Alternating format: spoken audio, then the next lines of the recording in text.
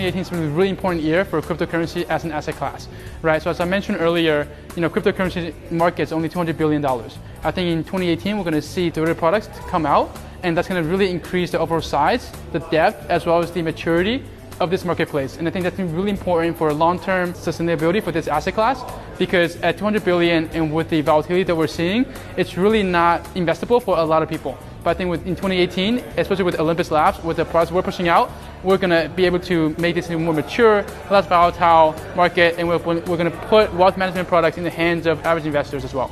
Early this year, where everything is just going up like this, where you can invest in an ICO, and all you care about is like when can you list, because you know as long as it lists, it will increase by like 3 or 5x, and then you take the money out and put it again. I mean, it's really pump and dump, right? And there's no real value behind that. I think I'm glad that those days will come to an end. And so I think going forward for these projects, if you're going to invest in ICOs, right, you need to really do your due diligence. I mean, we're seeing like 800 projects come out in the next few months, and most of them are just pure scams or just really crappy projects. Secondly, you also need to look at more medium to long term. I think the days of getting in and getting out in a month or 3 months, I think those days are over. The way I see the evolution of cryptocurrencies is pretty much 3 steps. One, we have Bitcoin, right? And great. Second phase was ICOs, right? And that was another kind of investment opportunity. I think now we're entering the third phase, which is derivatives, and this will be, at least 100 or 1,000 times bigger than the first two combined. So I think we're early days into like the golden age of cryptocurrencies. What Bitcoin strives, especially from the trader's mindset, because there's 2 sides of the coin. Some people are investors. Some people love the technology, that's why they invest, but they really don't see Bitcoin as an asset class, but more like from a technological perspective. So, but from a trading investor perspective, when there's a lot of volatility in the market, okay, this is where we capitalize, because you can actually long Bitcoin, you actually can short Bitcoin. So both ways for traders or investors, we can basically profit from the Bitcoin directions in both ways. For retail traders, we are just riding the wave. As more consumers will come into the picture, that's where I would say the late buyers will come in to support the price, where the earlier ones like me will profit from it. Using Bitcoin as a day-to-day payment system, I don't think it will happen as a payment system, because fundamentally everyone wants to hold Bitcoin. Okay, people buy to hold, not buy to exchange.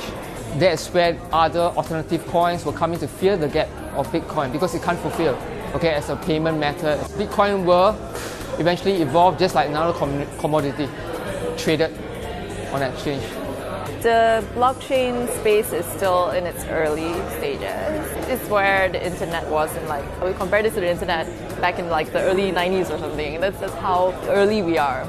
And it's hard for people to really visualize until it's something they can see and touch and interact with and use in their daily life. So, like example, when the internet first started, they were talking in HTTP protocols and stuff like that.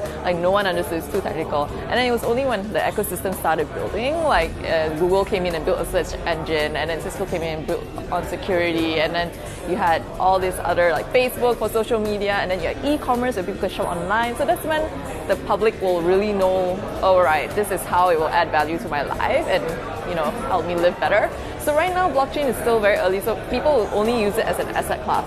It's events like this that help bring together all these creative minds, developers, miners, just crypto enthusiasts, people from traditional finance industries, or people from any industries for that matter, that just want to see how can I apply blockchain technology to my business, because it's not finance centric. You can also apply blockchain technology to KYC, AML, provenance for authenticating luxury goods. It could be making sure that you have all your inventory in your shop accounted for. Yeah, it's actually applicable across all industries.